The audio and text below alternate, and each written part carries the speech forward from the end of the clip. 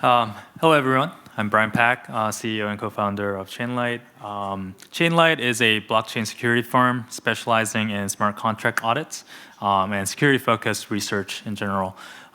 We do a lot of anything that's related to cybersecurity and Web3. Yeah. So today we're going to talk about the ZK, zero knowledge proofs, zero knowledge systems, why that's more dangerous than we may think. Just to give you a background, probably because you've never heard of us, we come from a Web2 cybersecurity background and are mostly known for winning a lot of hacking competitions. Some of them include DEF CON. It's like one of the most famous hacking competition conference that happens every year in Las Vegas. We've won 7 times for the CTF. And we also have done a lot of CTFs in Web3 as there are more increasing number of them happening. We've won Paradigm CTF. We participate every year. And and then, thanks. As you can tell, I'm kind of nervous because I haven't really given talk in Web2, Web3. I've been giving a lot of talks about project exploits before, but Web3, it's kind of chill, relaxed area. Makes me more nervous than before. And then we are pretty well known in terms of as a security audit firm because we are famous for having zero compromise with our clients, such as Blur, Blast, and ZK Sync. We not only work with some of the most decentralized platforms and DeFi projects, we also work with some of the centralized exchanges because we do both Web2 and Web3 infrastructure as well. So Blast, Blur, ZK Sync, Upbit are from Web3 customers. We also work with Google and Microsoft and Samsung for the Web2 side. We've helped them, analyzing their security mitigations before they launch it onto every single Windows deployment in the world, making sure that security mitigation is actually secure and there's no way to break it. And funny story is that we actually found a way to generically break one of their security mitigations, so they have to push back that project for like a year and a half until they fixed it. So I don't know if we made the world a better place or worse place for not pushing that early on. But we do a lot of interesting research internally as well as externally. All right, so how many of you heard of ZK? Like probably everyone. If you're not raising your hand right now, you're lying, right? But not everyone is familiar with the ZK technology or underlying math behind it, including myself, right? It's a lot to learn. It's been there forever. But it's only been very recently where people actually start to use it in a more practical sense, right? And blockchain and Web3 have accelerated that process really fast.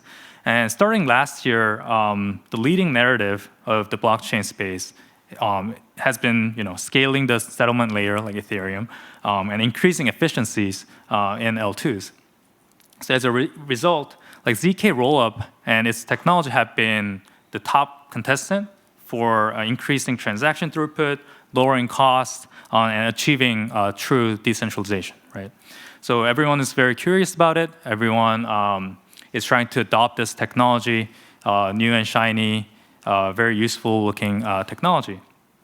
However, today there are 21 chains that implemented ZK solutions.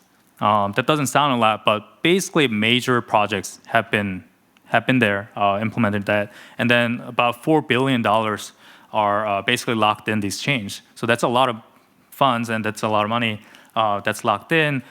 That's basically relying on the ZK technology. So it is incredible that Ethereum and every builder in this space have achieved this level of technology and their improvements within just a couple of years. We've had this concept for a really long time, but we've been building a lot of SDKs, code, circuits to make this possible and make it more practical, that we can actually use it for practical use. But obviously, I'm not here today to kind of preach and bore you out with the ZK tech talk because there are just so many of them. You can just look of internet or crypto. And then I'm not going to repeat the greatness of ZK technology or theories that you can see in crypto Twitter.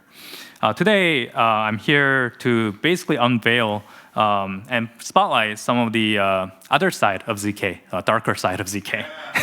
Yeah, not all of it though. Just kind of give you a brief overview of what things we have to be careful of. ZK tech is, more dangerous you may think, and we believe that 2024 will be the year of valued, locked-in ZK solutions and getting hacked. So that sounds scary, but let's kind of dive into the details.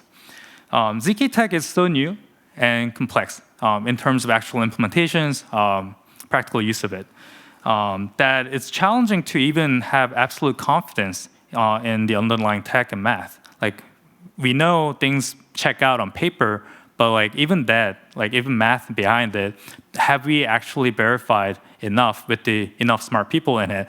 There aren't, I believe, I know all of you are really smart people here, but I think there are only a handful of people at the moment that studied this long enough and deep enough to actually understand and verify and find mistakes and mathematical issues or vulnerabilities in these technology. And then there are a lot of developers developing these technologies without fully understanding them. Obviously, that is just set for failure or mistakes. We're human beings, we're not perfect, so it's bound to happen. And most protocols are developed in-house rather than in academia settings or undergo much less peer review. So when you think about the traditional crypto systems like AES, RSA, we've been using this for so many years and battle tested in so many different ways, and we have various implementations. We've settled on, okay, this is like a golden standard, and everyone should use this library and whatnot. Sometimes that helps in terms of not reproducing errors or mistakes that we've experienced before. But here we're just so busy building new things that we don't really have enough time or resource to peer review. As a result, even the inventors of cryptography sometimes mess up the security because we don't have enough time to verify as we move forward. And some of the common mistakes that happen over the past couple of years is the fiat-Schumacher heuristic or transformation, implementing that incorrectly, which is like a part of ZK protocol, extremely specific to each proof system and very critical for ZK to work. Here, I think TrailBits actually found a critical vulnerability in the implementations of, the idea and the actual math behind it was correct, but implementing is so prone to mistakes that a lot of people have messed it up, and that actually resulted in security issues that endangered millions of dollars. But if you remember, we have 4 billion so far, and it's only going to go up, which means any type of these bugs and vulnerabilities are going to, endanger some major dollars, right?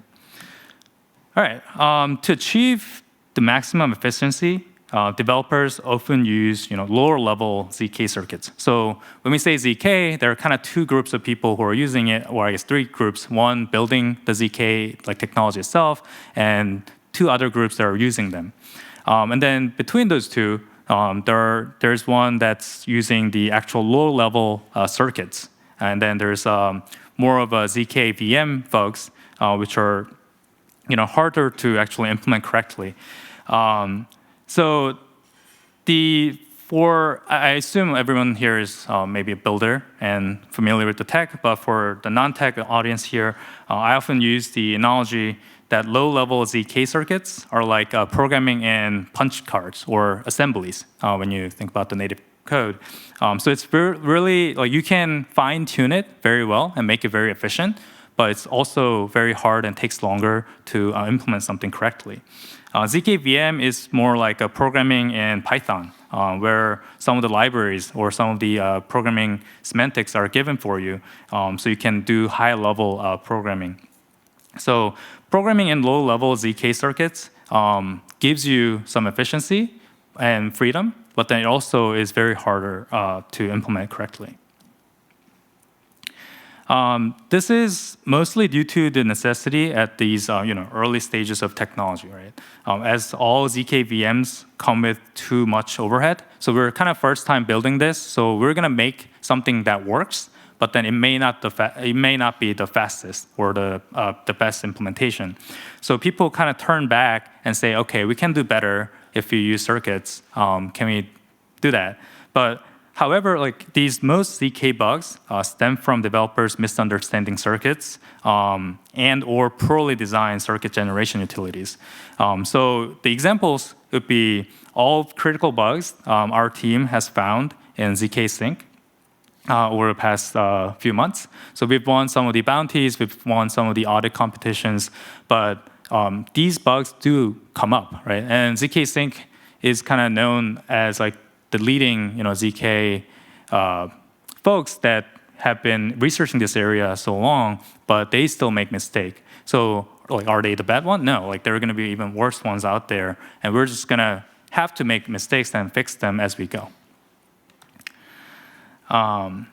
So the part that we're still like kind of very enthusiastic about is that ZK Tech isn't quite at its full potential yet, meaning that there's so much possibilities out there that we can leverage that. So this is something that I haven't really heard others emphasize, but like one of the biggest reasons to prioritize security is because of that reason. Because there's so much potential that's left that we can squeeze out of this technology, we need to make sure this technology is secure and we know what we're dealing with. So one of the major benefits of ZK rollups, you may already know, over optimistic rollups, for instance, is instant finality. So as soon as the proof of the block is verified, the results are final, which is really nice property to have. But this means the withdrawals from the chain are instant. Even more interestingly, ZK rollups have the potential to interact with one another at a much deeper level. However, no current ZK rollups actually have instant finality. This is because the confidence in the proof system, proof security, is somewhat low. So we can't just rely on, okay, the proof worked, so we're just going to move on. Because instead, current protocols basically have implemented the execution delay, where there's like roughly a day window to detect these kind of exploits or maliciousness or abnormality and revert changes before they're actually finalized.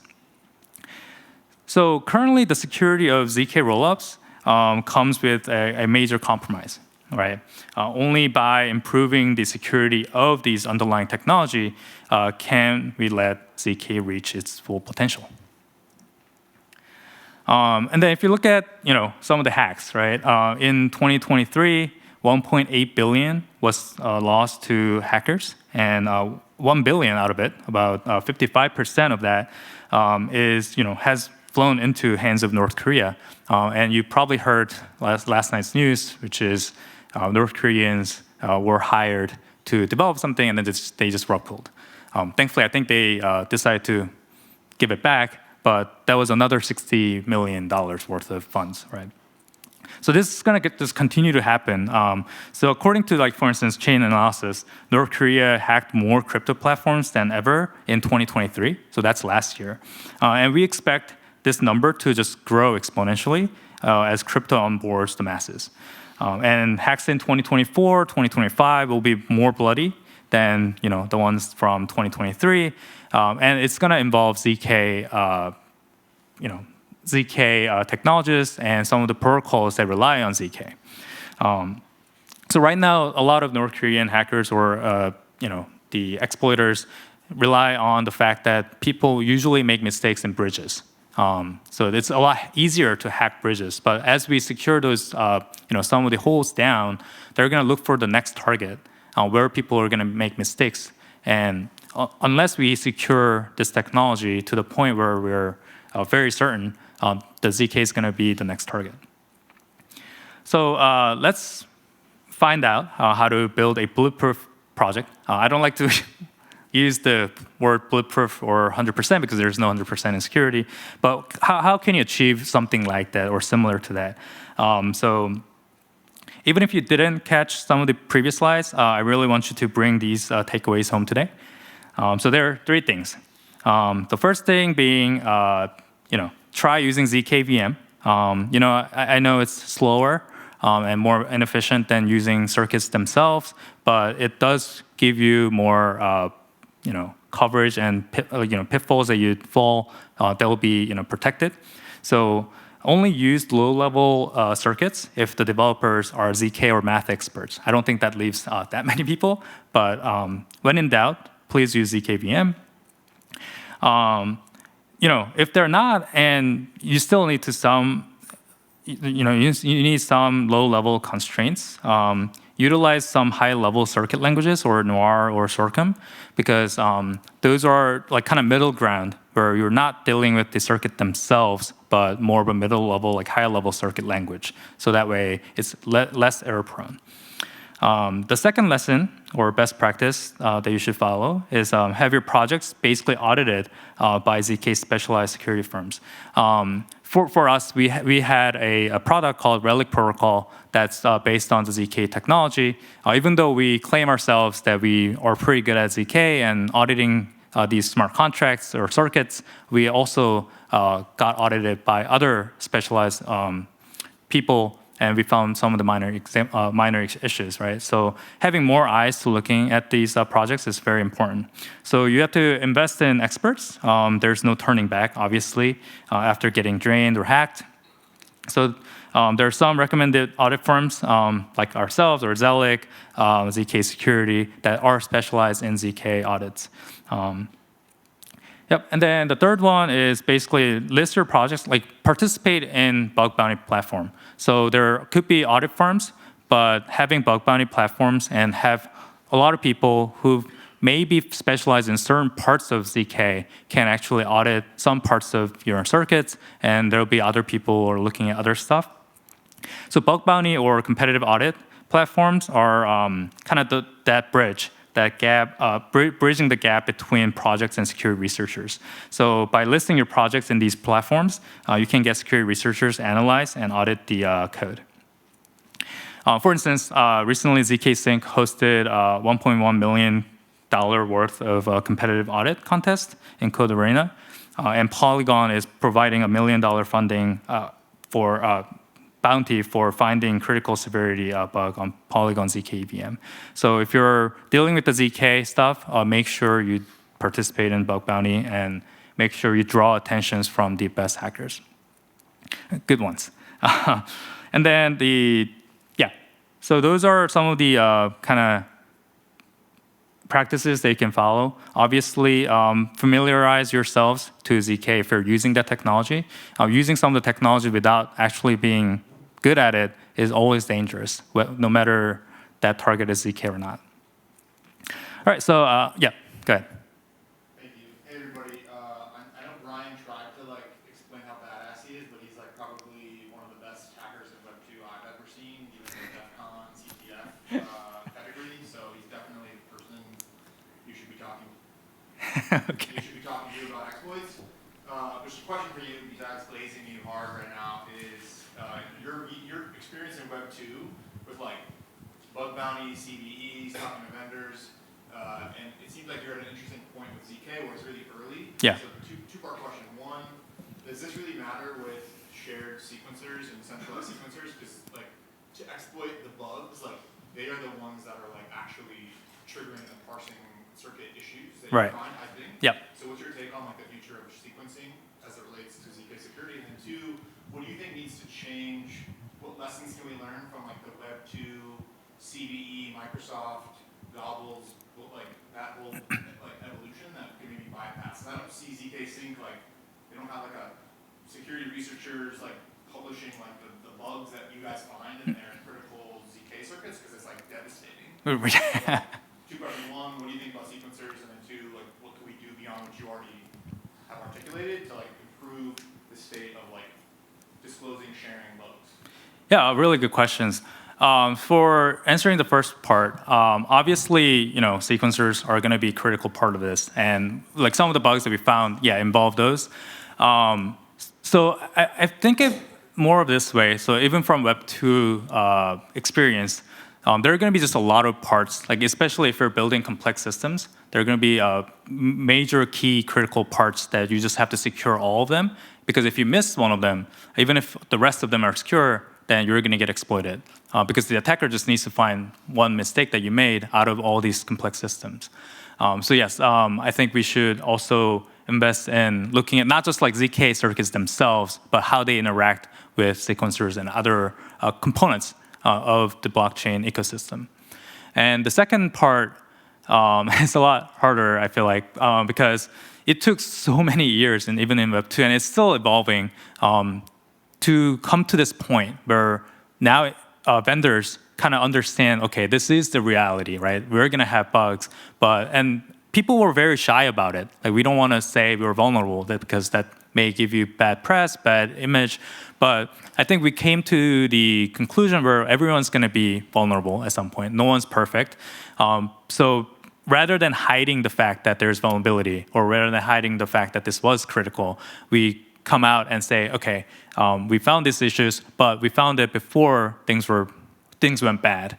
And this is how we're gonna, so finding the issue is the first step, right? And acknowledging it is first step. But then, like, how are we gonna fix this? Fixing the issue themselves is the next step, but then where the Web 2 is going right now is coming out, like companies like Google or Microsoft, what they're doing is, like, how can we basically kill the chain of bugs, right? Like, how do we just kill this whole category of bugs? Either by putting security mitigations or using memory-safe languages. There are other ways to do it, but I think Web3 is very interesting because we kind of started with the whole mentality of security is very important and security is the king. So we're very upfront about, okay, we're going to get audited. Audit reports are going to be public. So that was like the first, like the part that kind of was the big differentiator for us as security auditors, because for commercial vendors like Google and Microsoft, we find bugs, they only see the bugs, and the report is only for the customer themselves. Whereas we do audits in Web3, everyone gets to see it. So if you miss something and just go bad, then we get blamed, or a lot of consequences, pressure. But I think that also puts us in a good position because we can't compromise in security, right? So.